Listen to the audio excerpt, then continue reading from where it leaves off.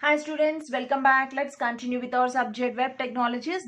Another topic in this subject that we are going to discuss is the www. So this is everyone knows about this www. So then what is this www? I think they don't know. They are simply using www.com dot some URL, okay, google.com, gmail.com, everything they are using. Then what is this www? It's a world wide web. Okay, so in this video I want to give a clear description about this world wide web. Okay, what are the web pages and what are the web applications that are accessing by using this www, world wide web. So it is a huge collection of pages, means this world wide web is having a huge collection of page of informations linked to each other around one globe. So one page is connected to another page is connected to another page over the globe. Okay, it's a huge collection of pages of information. And every page is a combination of text, pictures, audio, video, animation and hyperlinks. So whatever the web page that you are going to access, this page consisting of so many combinations. Okay, so text, picture, audio, everything will be there, hyperlinks that is present on this web page www.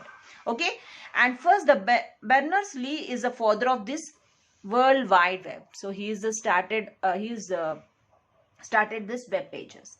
Now let's see the web pages. So what is in the world wide web? We are accessing the web. Okay, web pages. So what is this web page? A web page is a collection of normal text, picture, video clips, audio clip and hyperlinks. Okay, it can be designed with HTML, XML or JavaScript. So how you are going to create the web pages? So in the notepad or in some any other software that is provided, okay, in that you are going to create, you're designing a page with the HTML, XML or JavaScript, etc. So HTML, what is the use of the HTML? HTML is used to design the structure, means how the page has to be appearance. Okay, the HTML is used to design the structure where the image has to be present and where the text boxes has to be present. Okay, and where the text has to be placed, everything like that. So HTML is used to design the structure. So we will say the pictures files as .html like that. Then what about the JavaScript? I said the web pages the web pages are created by using the JavaScript also. The JavaScript, it validates the field, whatever the fields that are present, design structure that we created in the web page. To validate that fields, okay, that text boxes, we use the JavaScript.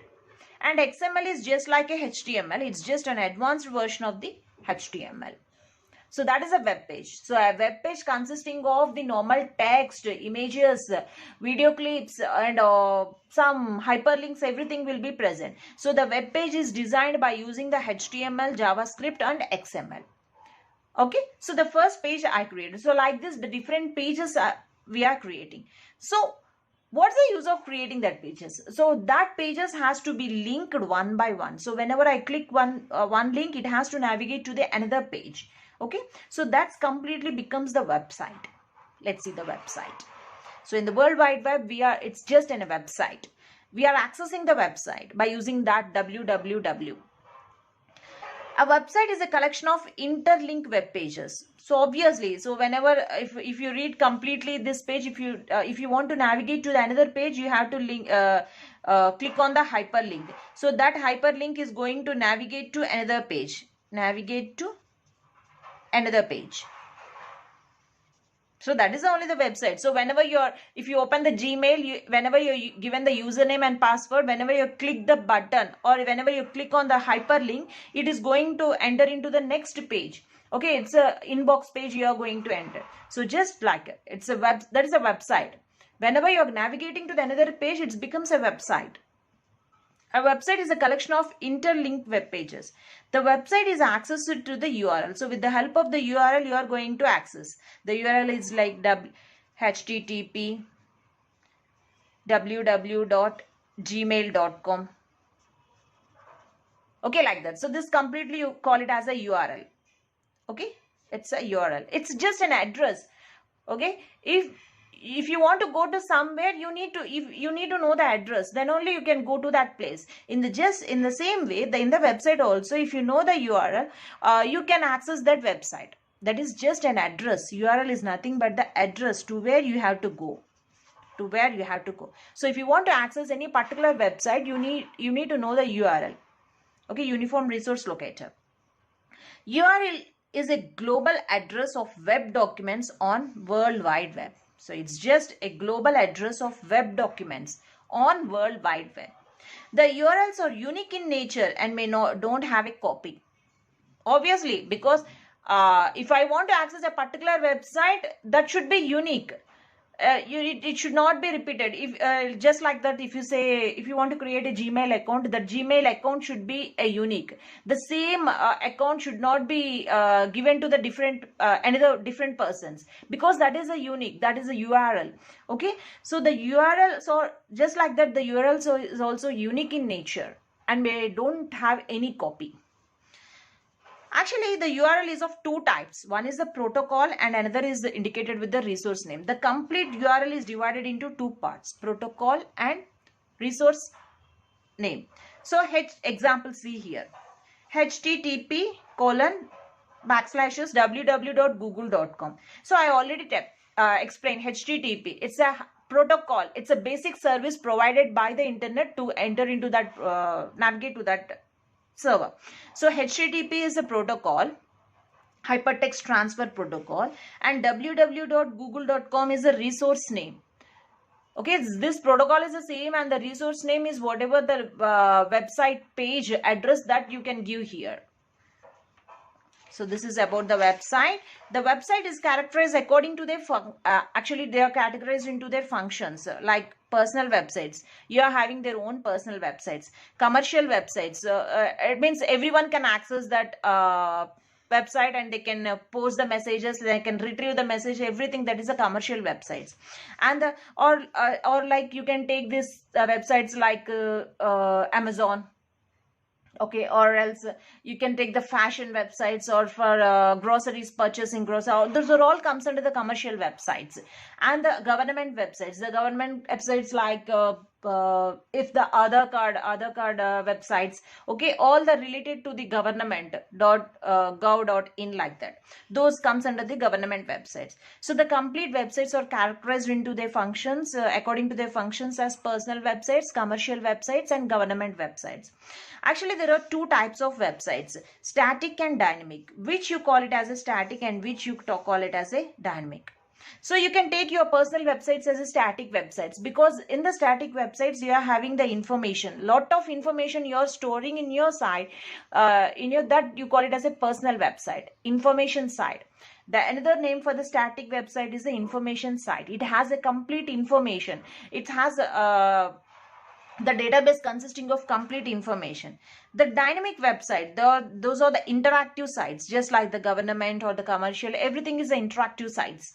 Okay, they don't have the complete information. Whatever the link you want, you can access that link, and that will be provided by the get the information from that particular database.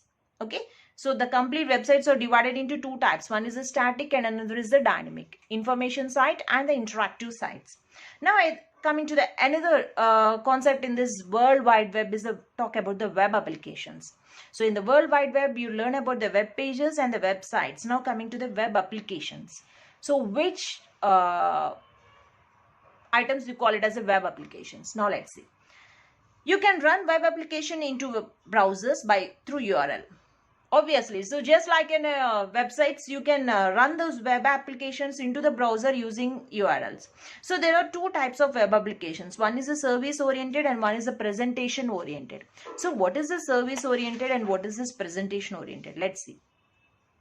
The services oriented applications it is used to implement the web services. It's a service oriented, means which is used to implement the web services. It is coding using CGI, JSP, ASP. With the help of these languages, we can develop the web services. Okay, next is a presentation oriented web application. So it provides a client side services. presentation, whatever you are able to see on the desktop, that is a presentation oriented web application which is provided by the client side services. So they are coded using the HTML, XML, JavaScript. Okay, so these should be interlinked with each other, then only you can access, you can make it as a dynamic website. If you want to make it as a dynamic website, these should be connected to each other. The HTML should be connected to this JSP, then the page becomes the dynamic website. The website becomes the dynamic. Okay. So the complete web applications may be the service oriented or presentation oriented web applications. Now coming to the another concept in this World Wide Web is the web architecture. The World Wide Web follows the two-tier architecture. So what is that? The WWW follows the two-tier architecture. Two-tier architecture means it's combination of web server and web client. Okay, so that's why we call it as a two-tier. One is the web server and another is a web client. With the combination of these two, we can access the website. The web server produces and delivers the information. What is the role of the web server? It is going to produce and deliver the information, whereas a web client is retrieves and displays the information. Client side, the web client is going to just retrieve and display the information, whatever that is server is provided. The server is produce and delivers the information. So see here, these are all the web clients. You can call it as a web clients. The web clients are all connected to the from local internet, the switch router. A firewall will be connected to the present in one, internet is present in here and here. So the firewalls will be there between the router and the internet for the security.